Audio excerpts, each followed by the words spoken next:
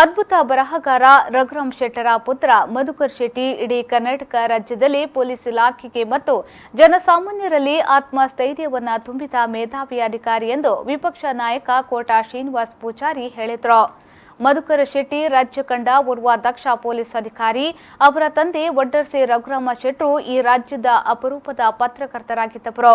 ಮಧುಕರ್ ಶೆಟ್ಟರ ಅಕಾಲಿಕ ಮರಣ ಇಡೀ ಪೊಲೀಸ್ ಇಲಾಖೆಗೆ ಮಾತ್ರವಲ್ಲ, ಪ್ರಾಮಾಣಿಕತೆ ಮತ್ತು ದಕ್ಷತೆ ಬಯಸುವ ರಾಜ್ಯದ ಜನರಿಗೆ ನೋವು ತಂದಿದೆ. ಅವರ ಕುಟುಂಬಕ್ಕೆ ಅಗಲಿಕೆಯ ದುಃಖವನ್ನು ಭರಿಸುವ ಶಕ್ತಿಯನ್ನ ದೇವರು ನೀಡಲಿ ಎಂದರು. ಅದ್ಭುತವಾದ ಬರಹಗಾರ ವಡ್ಡರ್ಸೆ ರಘುರಾಮ್ ಶೆಟ್ಟರ ಪುತ್ರ ಮಧುಕರ್ ಶೆಟ್ರು ಇಡೀ ಕರ್ನಾಟಕ ರಾಜ್ಯದಲ್ಲಿ ಪೊಲೀಸ್ ಇಲಾಖೆಗೆ ಮತ್ತು ಜನಸಾಮಾನ್ಯರಲ್ಲಿ ಆತ್ಮಸ್ಥೈರ್ಯ ತುಂಬಿದಂಥ ಒಬ್ಬ ಮೇಧಾವಿ ಅಧಿಕಾರಿ. ಮಧುಕರ್ ಶೆಟ್ಟರ ನಿಧನ ಇಡೀ ರಾಜ್ಯದ ಪೊಲೀಸ್ ಇಲಾಖೆಗೆ ಮಾತ್ರ ಅಲ್ಲ, ಪ್ರಾಮಾಣಿಕತೆ ಮತ್ತು ದಕ್ಷತೆಯನ್ನು ಬಯಸುವಂಥ ರಾಜ್ಯದ ಪ್ರತಿಯೊಬ್ಬ ಪ್ರಜೆಗೆ ನೋವು ತಂದಿದೆ.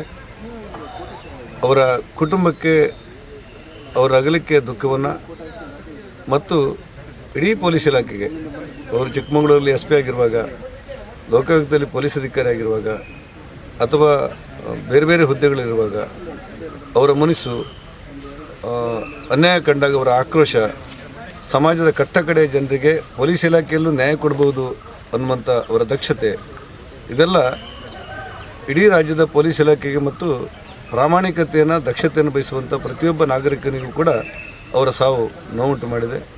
ಶ್ರೀದೇವರು ಅವರ ಕುಟುಂಬಕ್ಕೆ ನೋವು ಭರಿಸುವಂಥ ಶಕ್ತಿಗಳು ಮತ್ತು ಅವರ ಸ್ನೇಹಿತರಿಗೆ, ಹಿತೈಷಿಗಳಿಗೆ, ರಾಜ್ಯ ಜನತೆಗೆ ಈ ನೋವನ್ನು ಭರಿಸುವಂಥ ಶಕ್ತಿಯನ್ನು ಶ್ರೀದೇವರು ಕೊಡಲಿ ಅಂತೇಳಿ ಹಾರೈಸ್ತಾರೆ.